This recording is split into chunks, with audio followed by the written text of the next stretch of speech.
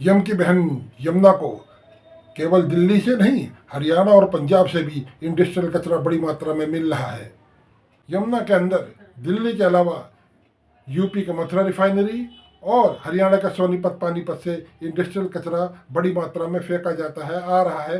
बेशक इसको लेकर तीनों राज्यों के अंदर बयानबाजी चलती रहती है, लेकिन हकीकत ये सरकारी आंकड़ों के आधार पर हम समाज इंडिया यूट्यूब चैनल आपको जो भी तथ्य बता रहा है वह सरकारी आंकड़ों के आधार पर, उनकी जाँच रिपोर्टों के आधार पर ही बताई जा रही है।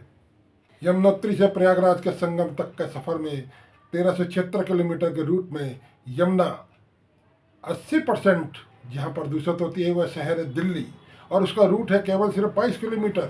वजीराबाद पुल से लेकर ओखला बैराज तक के 22 किलोमीटर के सफ़र के अंदर यमुना 80% तक दूषित हो जाती है, मैली हो जाती है। दिल्ली के करीब 22 किलोमीटर के रूट में अमोनिया की मात्रा में 6 गुना से अधिक का इजाफा हुआ है। विभिन्न सरकारी रिपोर्ट बताती हैं कि हथनी कुंड से पल्ला तक आते आते बीओडी का स्तर 2% से लेकर 7% तक रहता है, और उसके बाद सबसे 40%, 55%, 50% का बीओडी का स्तर रहता है, और सबसे ज़्यादा खतरनाक स्थिति आती है 85% की असगरपुर में।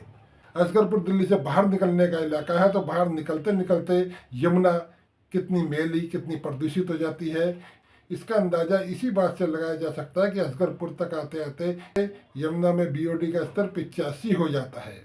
इसका कारण साफ है कि यमुना वजीराबाद का जहाँ पार करती है उसके बाद से उसके प्रदूषण का रिकॉर्ड दौर शुरू हो जाता है। यहाँ करीब करीब 9 से लेकर 10 महीने तक वे गंदे नाले के रूप में बहती है। ये पानी की मात्रा तो बहुत कम आ रही है। वजीराबाद में ही ट्रीटमेंट प्लांटों के लिए पानी रोक लिया जाता है।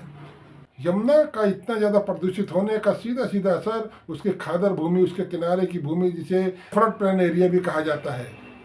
फ्लड प्लेन एरिया में यमुना किनारे की 54% भूमि को खेतिहर भूमि माना जाता है, लेकिन वह किस तरह की जहरीली हो गई है या उर्वरा वाली है, उपजाऊ है, इसका अंदाज़ा इसी बात से लगाया जा सकता है कि फूड सेफ्टी स्टैंडर्ड अथॉरिटी ने यह माना है कि वहाँ पैदा होने वाली सब्जियों के अंदर लेड, पारा, कैडमियम की मात्रा खतरनाक स्तर पर पहुँच चुकी है। इस खतरनाक स्तर पर कि उसकी सब्जियों का सेवन करने से फेफड़े, पेट और मस्तिष्क कैंसर होने की संभावनाएं हैं, यह सरकारी रिपोर्ट बयां कर रही है। पारा की मात्रा स्टैंडर्ड 1 ppm तक मानी गई है, लेकिन सब्जियों में कितनी निकल रही मालूम है? 139 ppm। लेड की मात्रा का भी यही हाल है, कैडमियम तो है ही। आप सभी से गुजारिश है कि हम समाज इंडिया यूट्यूब चैनल को लाइक, शेयर और सब्सक्राइब जरूर करें। हम समाज इंडिया यूट्यूब चैनल का उद्देश्य आज के ज्वलंत प्रश्नों को आपके सामने रखना है, उन समस्याओं को आपके सामने रखना है। बेशक हम इन विषयों के ऊपर आपसी बातचीत का हमारा दायरा खत्म हो चुका है, लेकिन आपस में तो हम जान ही सकते हैं, खुद से बात करते हुए तो हम जान ही सकते हैं कि आखिर समाज को हो क्या रहा है, समस्याएं क्यों बढ़ रही हैं।